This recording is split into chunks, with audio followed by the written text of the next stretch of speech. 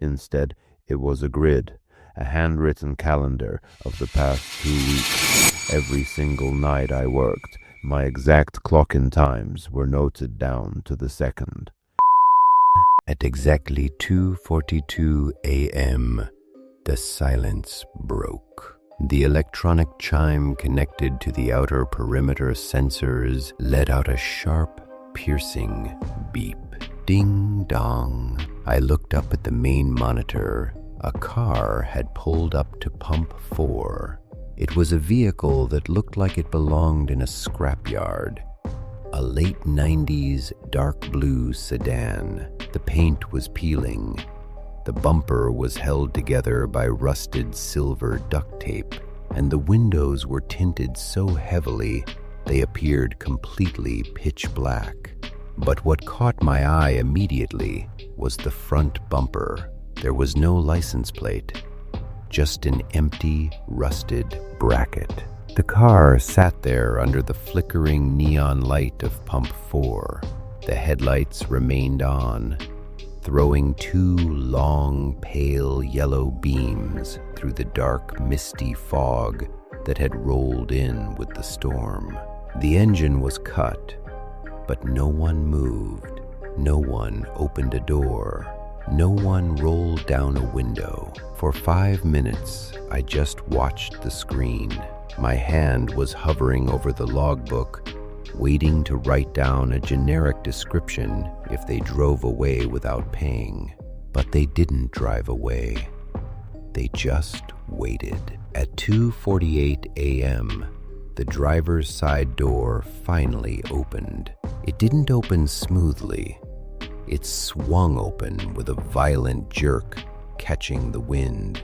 A man stepped out into the pouring rain. Even through the grainy, low-resolution security camera, I could tell there was something deeply wrong with his proportions. He was tall, easily 6'6", but incredibly gaunt. His limbs moved with a strange, jerky, almost unnatural stiffness, like a marionette being pulled by invisible strings. He was wearing a bright yellow, oversized vinyl rain poncho.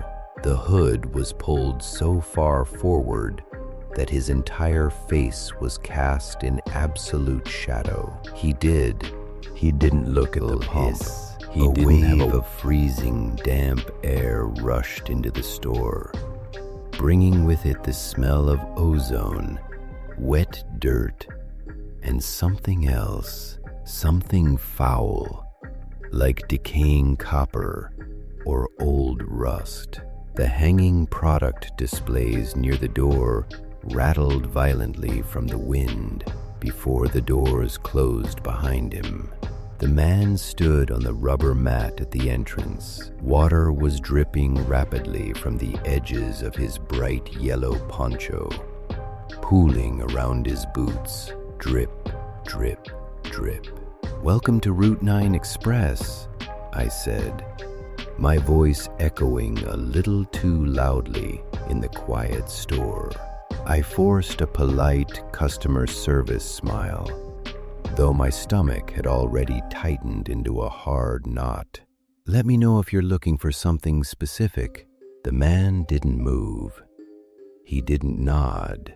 He didn't even lift his head to look at me.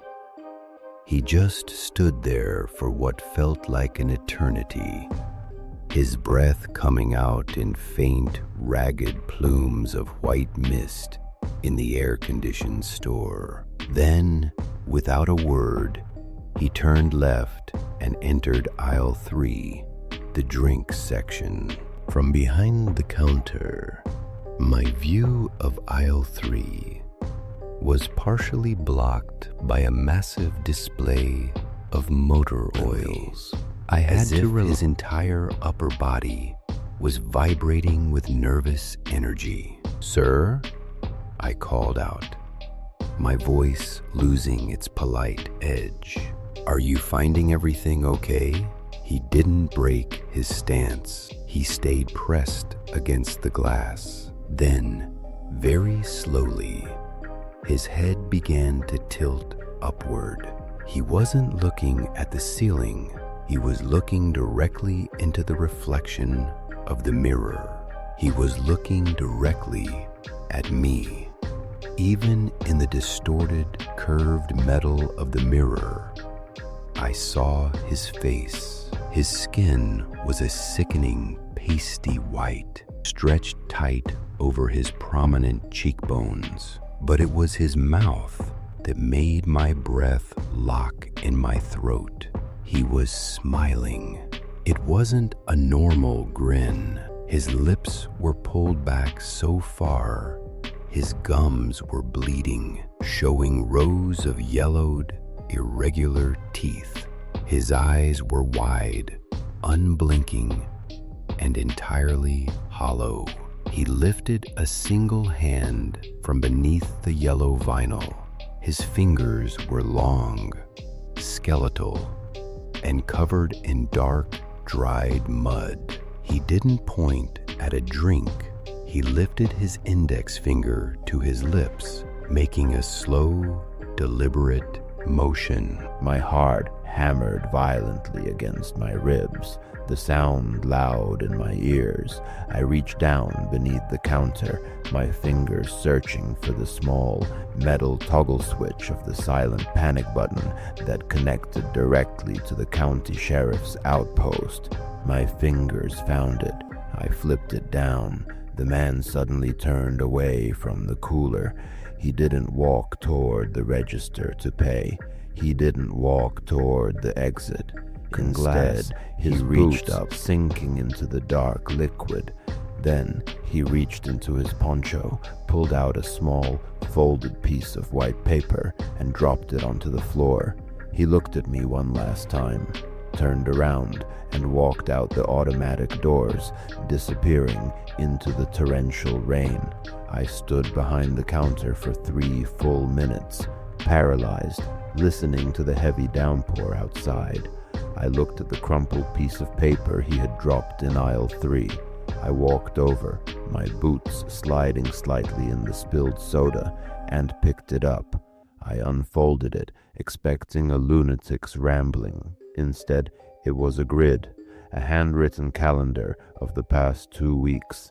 Every single night I worked, my exact clock-in times were noted down to the second.